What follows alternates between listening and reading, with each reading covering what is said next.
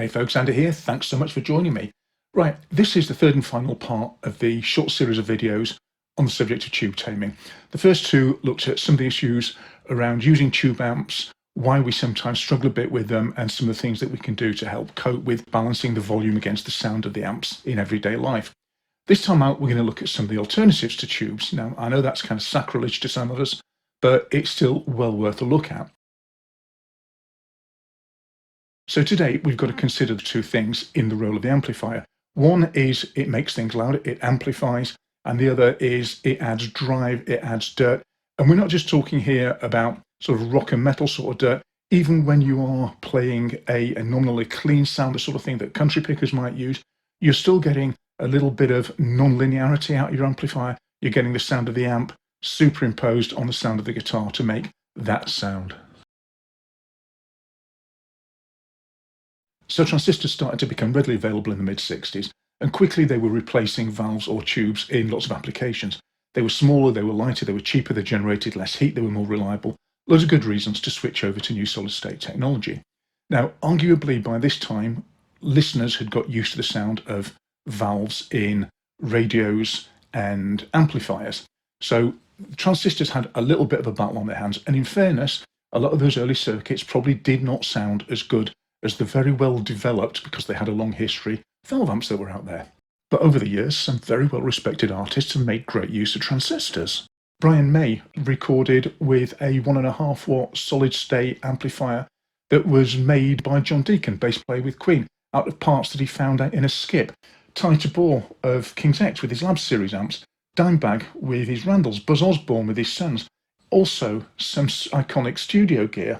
Things like the famous Neve 1073, which is probably the most coveted studio console preamp on the planet ever, solid state. The API 312, again, a classic. So many recordings have been put through these things, solid state. And let's not forget SSL, solid state logic. It's right there in the name. So over the last number of years, non-tube options have really blossomed out, to the point where it's a wide range that can become really quite confusing today. Remember those 2 points about what we do with our amplifiers? We make things louder and we make the tone. Well, we now have to separate those out to get some sort of understanding of what the options are all about. So as well as the original format solid state amplifiers, we've got digital modelers built into rack units, into pedals, also built into heads and combos. We've got the Kemper Profiler, we've got analog modelling units, we've got pure software solutions.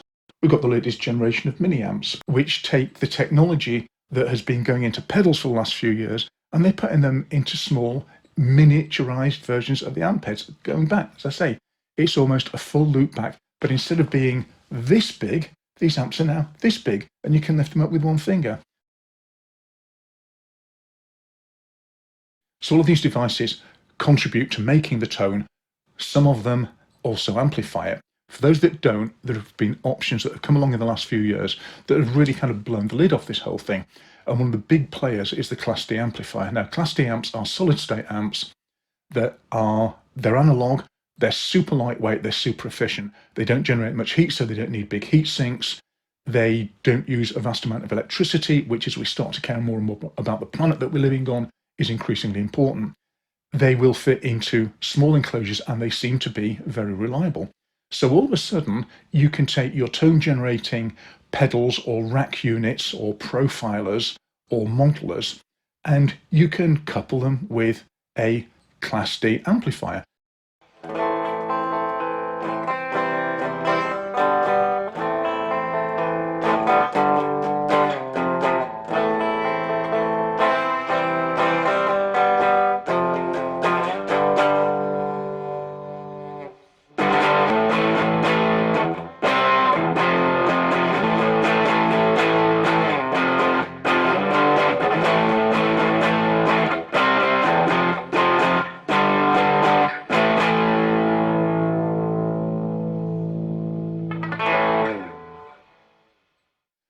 On the other side of that, if you've got your tone generating system and you don't want to run your own amplifier, you can take it straight through to a mixing desk. You can actually just play it through the PA or take it straight into your recording console and record the sound from there with your speaker emulation and everything else that you want added onto it.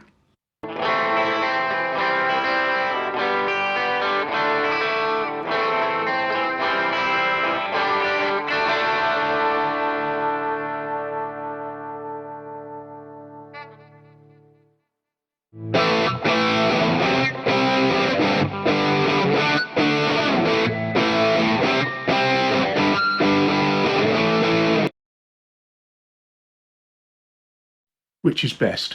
Quad Cortex, Helix, Axe-FX, Kemper, Pod, any of the others?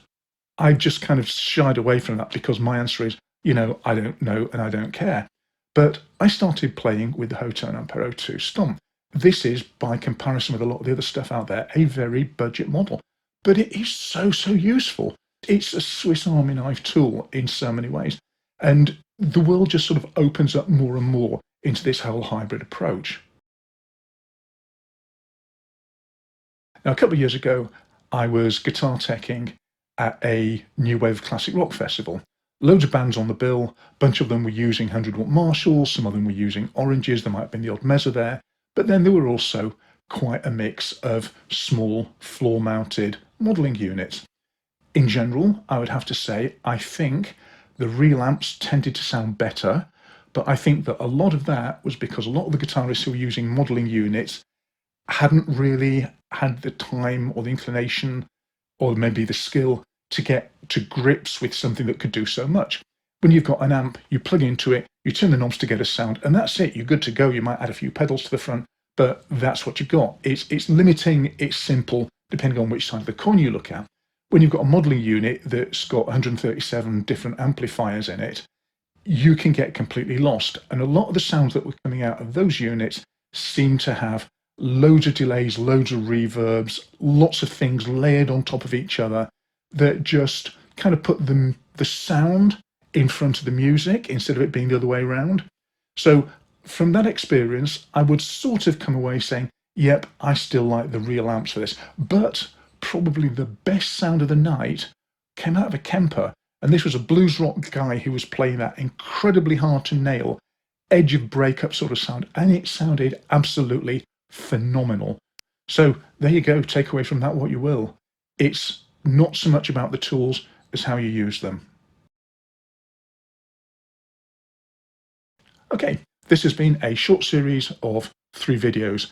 First one looked at why we care about separating out the sound of our amp from the level that it's playing at, and some of the issues that go into making that a little bit of a challenge to do on occasion.